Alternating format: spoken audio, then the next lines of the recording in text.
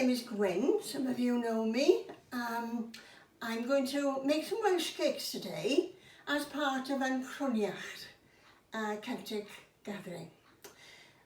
Some of you have tasted my Welsh cakes if you've been to Cwlwm Celtaidd. They are little cakes in Welsh. They're not called Welsh cakes, they're called Bach. Or if you come from North Wales, Pice ar y Maen. And the name varies depending on what part of Wales you come from. The recipe goes back many generations, and in fact the miners would have had these little cakes in their lunch boxes. Now then, the recipe. It varies quite a bit depending on what you like. In the olden days they would have used lard. Some people use butter. I use stork or flora margarine. And this is what I'm going to do. First of all, in this bowl I have a pound of self-raising flour. A pound is about 450 grams. But because the recipe is old and I'm old, I use imperial measurements.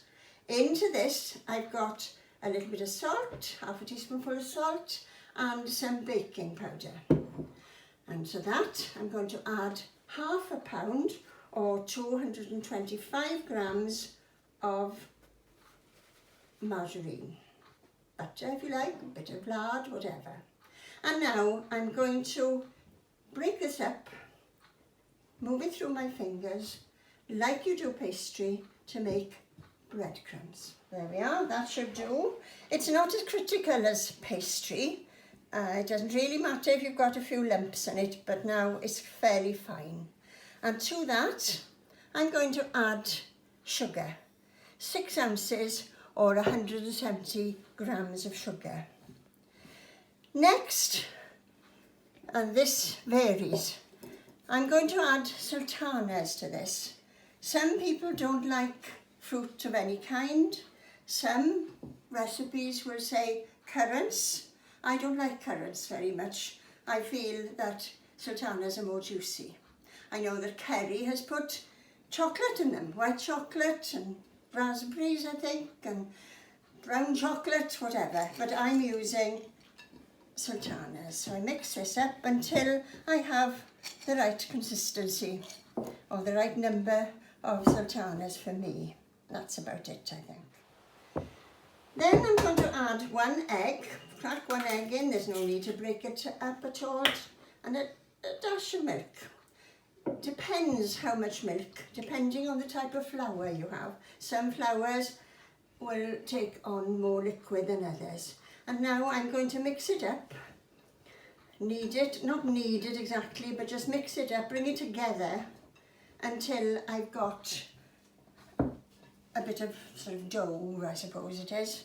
You don't want it to be too wet, otherwise it'll be very difficult to roll out. Now you can see it's all coming together quite well into one big lump.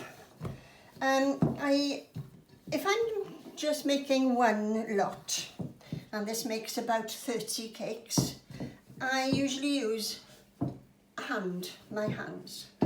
If I'm doing a batch, lots of batches, as I do for Cwlwm Celtaidd, then I use a mixer, a food mixer, because it's much quicker. But I think that the end result is much nicer using your hands.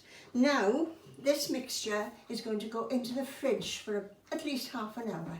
Sometimes I leave it overnight, but it's there. The next stage now is to roll them out. And again, it depends on how thick you want them. But my thickness is about, I don't know, half a centimetre maybe, a little bit more. The cutters, it makes about 30 of that sort of size. You can make small ones if you want a dainty afternoon tea. Or, I know Kerry and Sian make them for weddings as little favours, and they use hearts and small cutters. It's up to you entirely. So So now we're going to cut them out and then cook them. The next process now is to cook them. So you need a few things. You need your bake stone, I'll talk about that in a minute, a tray which is sprinkled with sugar, caster sugar, some margarine which I use to grease, and a palette knife. So here we go. A quick wipe over with that, and then throw them on as I usually do and wait until they're brown underneath. Now I'm using a pancake crepe maker. I've gone all modern. I used to have a bake stone, and that's what they would traditionally be made on. A bake stone is quite a heavy cast iron flat, I don't know what you'd call it, griddle, I suppose. Mel made me one many years ago, but it's so heavy I can't lift it. So I bought another one which is much lighter with a handle, but then I discovered, on going to Lorient a few times, we discovered this pancake maker which makes many more at the same time, and you get consistent heat. So now we'll have a little look to see how they're doing. Not quite ready yet. Right, I think these are ready to turn, to flip over now. Let's have a look. Yes, that looks all right. And we wait for the next side. Right, I think these are just about ready now. They should be a golden brown colour. Sometimes, if you're chatting, they'll get a bit darker. And I must admit that most of my family seem to like them just, well, not burnt, but quite dark. Once you put them on the tray, sprinkle them with a little bit of sugar, and they're ready, but they've got to cool. Right, just to recap then, the recipe is 1 pwys o flawd codi, 1 pound of self-raising flour, that's 450 grams, hanner pwys o margarine, half a pound, that's 225 grams of margarine or butter, 6 ounce o siwgr caster, 6 ounces of caster sugar, that's 170 grams, 1 wy, 1 egg, pinsiad o halen, a pinch of salt, 1 llwy de o bowdr codi, 1 teaspoon of baking powder, and dyferyn o laeth, just a little drop of milk. Right, the next thing you need to do is have a Welsh cake and a cup of tea. But I did forget something. Did you? What did you forget? Well, in the recap, I forgot the sultanas.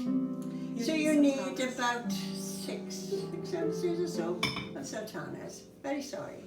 Iechyd da, mwynhewch, enjoy.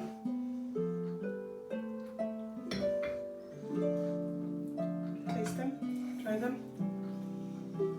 And don't say they're horrible. Delicious. And they are actually secretly quite nice, still a little bit warm. Hope you enjoy.